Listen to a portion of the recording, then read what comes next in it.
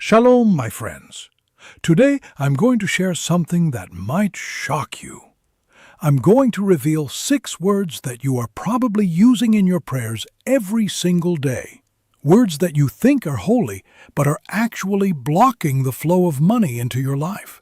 In fact, these words are causing money to actively avoid you. By the end of this video, you will know what these 6 words are, why they are so destructive, and what to say instead to open the floodgates of abundance. First, I want you to be honest with me. Comment below, what is one word you use all the time when you pray for financial help? Is it please? Is it need? Is it help? Let me know. I'm on a mission to reach 50,000 subscribers so I can spread this timeless wisdom about wealth, faith, and legacy to even more people. If you believe this wisdom should be shared, please hit that subscribe button and join this growing community of modern thinkers and future millionaires. And if you want to go deeper, to get exclusive content, early access to videos, and inner circle teachings, become a channel member by clicking the join button below. Now, let's get to the heart of the matter. The words you speak are not just sounds, they are creative forces. The Torah begins with the words, "And God said, 'Let there be light,' and there was light." God did not think light into existence. He did not hope light into existence. He spoke it into existence. And since you are created in the image of God, your words also have creative power. Your words are the building blocks of your reality. This is especially true in prayer. Prayer is the moment when you are most directly connected to the creative force of the universe. The words you use in that sacred space are like instructions you are giving to reality. And if you are giving the wrong instructions, you will get the wrong results. Most people pray from a place of lack. They pray about what they don't have. They focus on the problem, and the words they use reflect this consciousness of scarcity.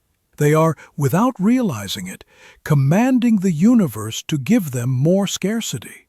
So, what are these 6 words that are sabotaging your financial life? They are common, they sound humble, but they are spiritual poison. The 6 words that make money avoid you. 1. Please. 2. I need. 3. I want. 4.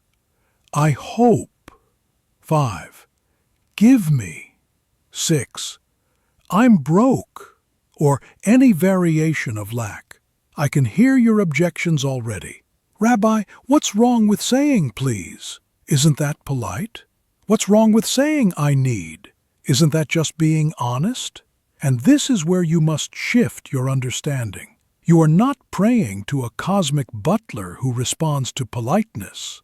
You are co-creating with the King of the universe.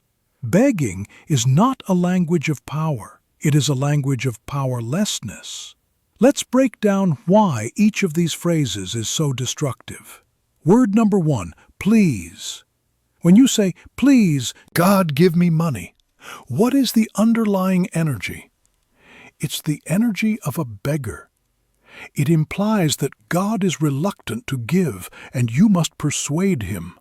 It positions you as a lowly subject pleading with a stingy king. But the Kabbalah teaches that God is an infinite, endless fountain of giving. He is not withholding from you. The flow is always on. The problem is not with the giver. It is with your ability to receive.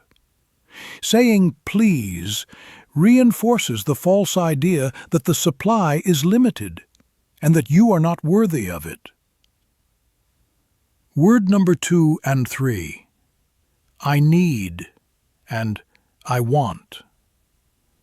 These 2 are twins of lack.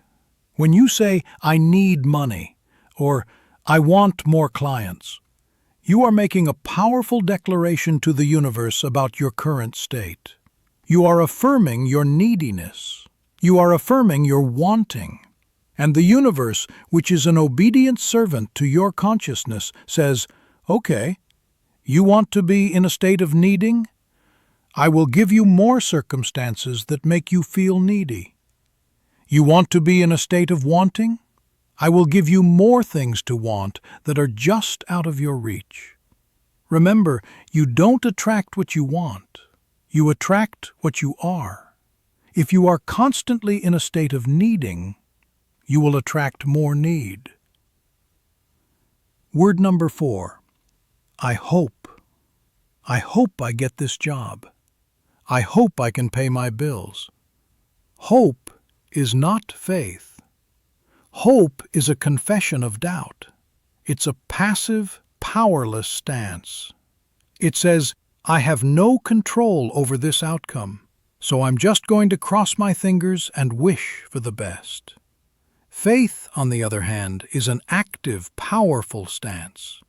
The Torah says that faith is the substance of things hoped for, the evidence of things not seen. Faith is not wishing, it is knowing. It is the inner conviction that what you are praying for is already yours in the spiritual realm, and it is only a matter of time before it manifests in the physical. Word number 5. Give me. This phrase, like please, comes from the consciousness of a taker, not a receiver. It implies a separation between you and the source of abundance. It's as if you are on one side, and God and money are on the other, and you are demanding that He pass it over. A true consciousness of wealth understands that you are not separate from the source. You are a channel for it. Abundance flows through you, not to you. The goal is not to get, but to allow. Word number 6. I'm broke, or I can't afford it. I don't have enough. This is the most dangerous of all. This is a curse you are speaking over your own life. Every time you say, I'm broke, you are making a powerful declaration of identity. You are commanding your subconscious mind to create a reality that matches that identity. Your subconscious doesn't argue. It just obeys. It says, okay, you are broke. Let me filter out all opportunities for wealth and highlight all evidence of poverty. Let me tell you a story about a man named Michael. Michael was a talented artist, but he was always struggling. He would say things like, I'm just a starving artist. I can't afford a nice studio. I'll never make real money from my art. He came to me for advice.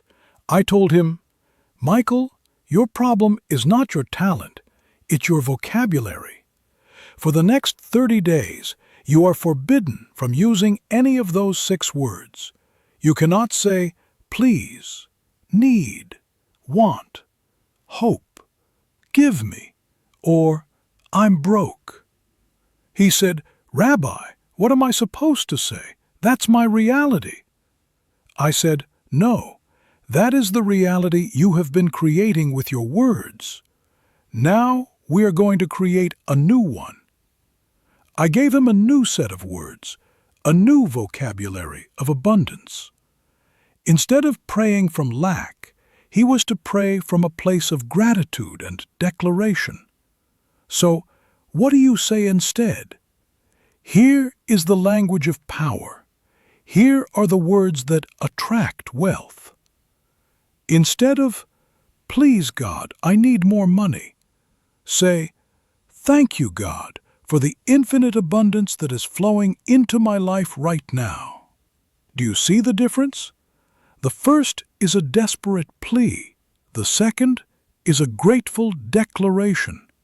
The first focuses on the problem, lack of money. The second focuses on the source, infinite abundance. Gratitude is the frequency of receiving. When you thank God for what you have not yet seen in the physical, you are demonstrating true faith, and the universe rushes to make your declaration a reality. Instead of, I want to get this new client. Say, I am a magnet for my ideal clients who are drawn to the value I provide and are happy to pay for it. This is a declaration of identity. You are not a person who wants clients. You are a person who attracts clients. You are shifting your self-concept from a chaser to an attractor. This changes your energy, your confidence, and how potential clients perceive you. Instead of, I hope I can pay my rent this month, say, all my needs are met with abundance. I am always provided for. I am a steward of divine resources, and I manage them with wisdom. This replaces the weak energy of hope with the powerful energy of faith and responsibility. You are not a victim of your circumstances. You are a steward of divine resources. This empowers you to look for solutions, to be creative, and to act from a place of power, not panic. Instead of, God, give me a raise, say, I am open and receptive to new channels of income. I am a person of increasing value, and my income reflects that value. This shifts the focus from getting to becoming. You are not passively waiting for someone to give you something. You are actively becoming a person of more value, which naturally leads to more income. This puts the power back in your hands. Instead of, I'm broke, say, money is flowing to me from expected and unexpected sources. I am in the process of building incredible wealth. This is a crucial reframe. You may not have the cash in your hand right now, but you are not broke. You are in the process. This acknowledges your journey without cementing a negative identity. It is a statement of faith in the future you are creating. Michael, the artist, took this to heart. For 30 days, he policed his language. Every time he caught himself thinking or saying one of the forbidden words, he would stop and replace it with a power statement. It was hard. His mind was so conditioned to lack. But he persisted, and something amazing happened. He started to feel different. He felt more confident, more powerful, more creative. He stopped seeing himself as a starving artist and started seeing himself as a thriving creator. And his reality began to shift. He started getting new ideas for his art. He had the confidence to raise his prices. A gallery owner that had rejected him before saw his new work online and called him, offering him a solo show. Within 6 months, he had sold more art than he had in the previous 3 years combined. He wasn't just surviving, he was thriving. His talent hadn't changed. His circumstances hadn't magically changed. He had changed. He had changed his words, which changed his consciousness, which changed his reality. This is the secret. Your prayer is not a shopping list you give to God. Your prayer is a script you are writing for your life. And the words you choose determine the story you will live. The 30-day language fast. I want to challenge you. For the next 30 days, go on a language fast. Eliminate those 6 words of lack from your vocabulary, especially in your prayers. No please. Replace it with thank you for. No I need. Replace it with, I am grateful that. No, I want. Replace it with, I am attracting, or I am becoming. No, I hope. Replace it with I know or I have faith that. No, give me. Replace it with I am open to receiving. No, I'm broke. Replace it with I am on the path to abundance. Write these down. Put them on your bathroom mirror. Set a reminder on your phone. Be vigilant. Every time you catch yourself using a word of lack, stop. Take a breath and consciously choose a word of power. This is not about lying to yourself. It's not about pretending you have $1 million when you don't. It is about aligning your language with the reality you wish to create. It is about speaking from your future, not your past. It is about using your God-given power of speech to create, not to complain. In the book of Proverbs it says, "Death and life are in the power of the tongue." Every word you speak is either bringing you closer to life, abundance, joy, peace, or closer to death, scarcity, worry, chaos. You are choosing with every sentence. Stop using the language of the victim. Stop praying like a beggar. You are a child of the King. You are a co-creator of worlds. Your words have power. Use them wisely. Start today. Fast from these 6 words. Feast on the language of abundance. And watch as money stops avoiding you and starts chasing you. Shalom, and may your words create worlds of wealth. Let me give you 3 more real-life examples of people who transform their financial reality simply by changing their vocabulary. Story number 1. The entrepreneur who stopped saying, "I can't afford it." I worked with a young entrepreneur named David. David had a decent business, but he was stuck at a certain income level.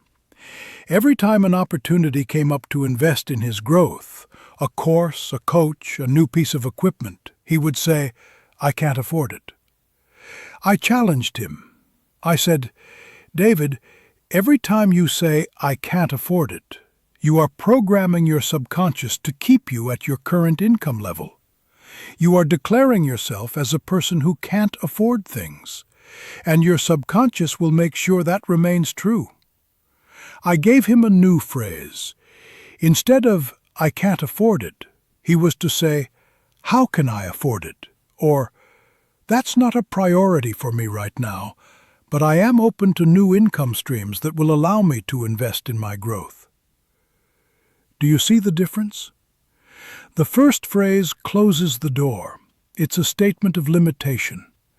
The second phrase opens the door. It's a question that invites creativity and possibility.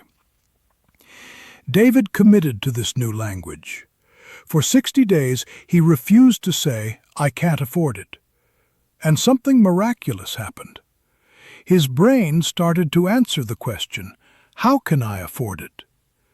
He started to see opportunities he had been blind to. He restructured his business model. He raised his prices. He created a new revenue stream. Within 6 months, his income had doubled. The opportunities to invest in his growth were still there, but now he could afford them. Why? Because he had changed his identity through his words. He was no longer a person who can't afford it. He was a person who figures out how to afford what matters. Story number 2. The single mother who stopped saying, "I'm broke." I counseled a single mother named Rebecca. She was working 2 jobs, raising 3 kids, and barely making ends meet. Every time I talked to her, she would say, "Rabbi, I'm broke. I'm always broke. I'll always be broke. I stopped her. I said, Rebecca, you are cursing yourself. Every time you say, I'm broke, you are commanding the universe to keep you broke. You are making it your identity. She protested, But Rabbi, it's the truth. I am broke. I said, No, you are temporarily low on cash, but you are not broke. Broke is an identity. Low on cash is a temporary circumstance, and there's a huge difference. I gave her a new phrase. Instead of I'm broke, she was to say, I am in the process of building wealth. Money is flowing to me from expected and unexpected sources. At first it felt like a lie to her, but I told her, say it anyway. Say it until it feels true. Your subconscious doesn't know the difference between what is and what you declare. It will work to make your declaration a reality. Rebecca committed. For 90 days, she refused to say, I'm broke. Every time the thought came up, she would replace it with her new declaration. Within the first month, she got a raise at her primary job. Within the second month, a friend offered her a side gig that paid surprisingly well. Within the third month, she received a tax refund she had forgotten about. Small things, but they were adding up. More importantly, her mindset was shifting. She no longer felt like a victim. She felt like a person on a journey toward abundance.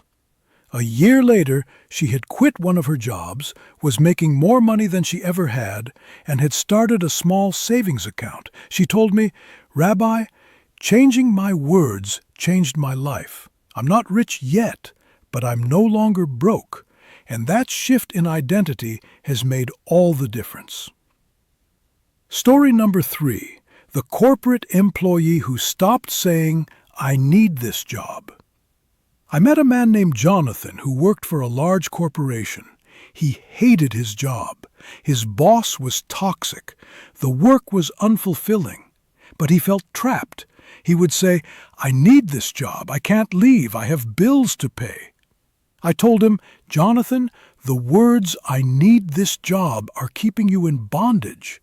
You are declaring yourself as a needy, powerless person. And as long as you see yourself that way, you will never have the courage or the opportunities to leave. I gave him a new phrase. Instead of, I need this job, he was to say, I am grateful for the income this job provides while I prepare for my next opportunity.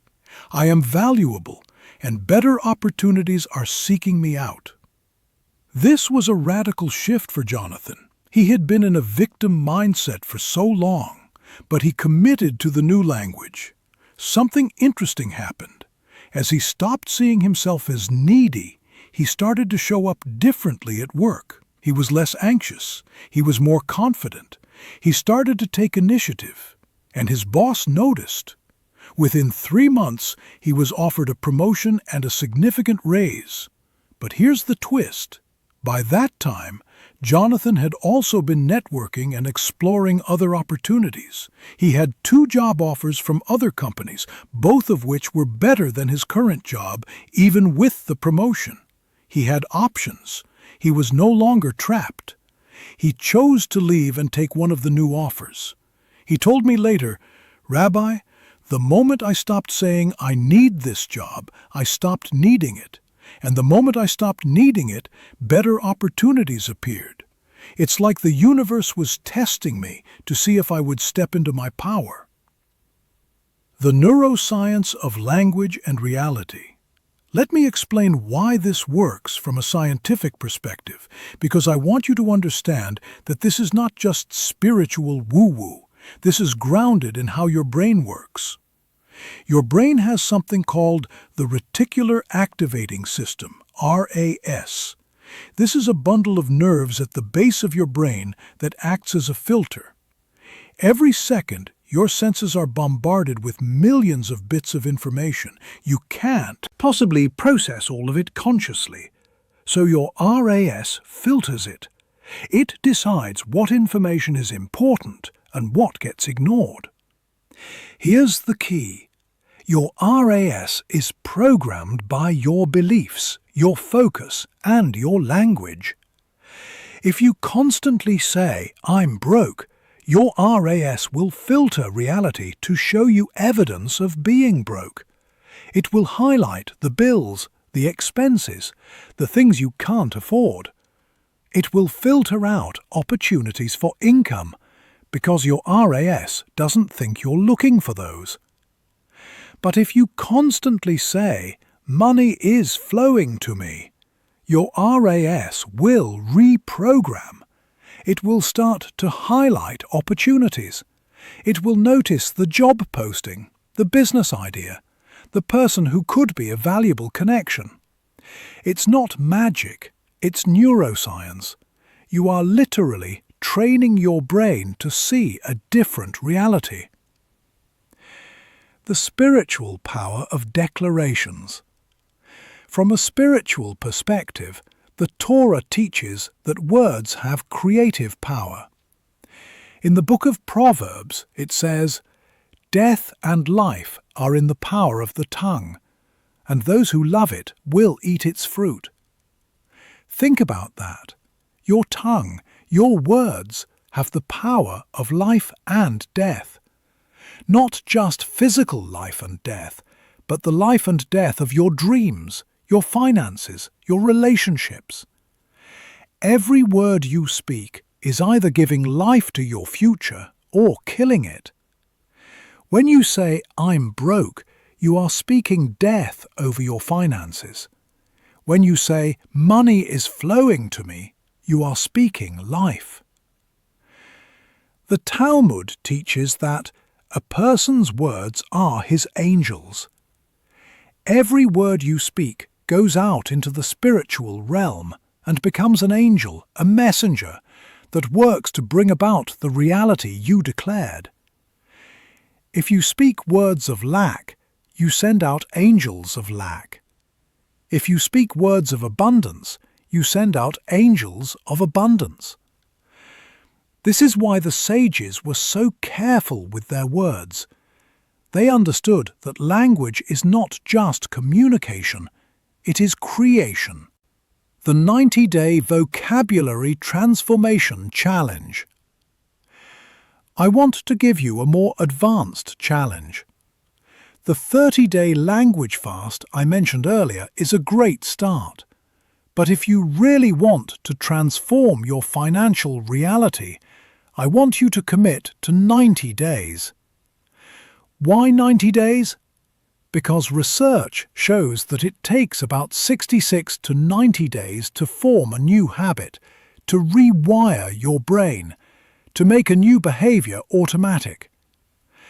The first 30 days you will be fighting your old patterns. The second 30 days it will get easier. The third 30 days your new language will become your default. Here's the challenge. Days 1 through 30, awareness and replacement. Your job is simply to notice every time you use one of the 6 words of lack. Don't beat yourself up. Just notice. And then replace it with a word of power. Keep a small notebook with you and make a tally mark every time you catch yourself. This awareness alone will start to shift your behavior. Days 31 through 60. Proactive declaration. Now you're not just replacing negative words, you're proactively speaking words of abundance throughout your day. Set 3 alarms on your phone. When the alarm goes off, stop what you're doing and speak a declaration out loud. I am a magnet for wealth. Money flows to me easily. I am grateful for my increasing abundance.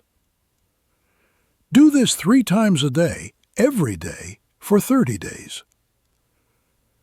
Days 61 through 90. Living from your future. In this final phase, you are going to speak as if your financial breakthrough has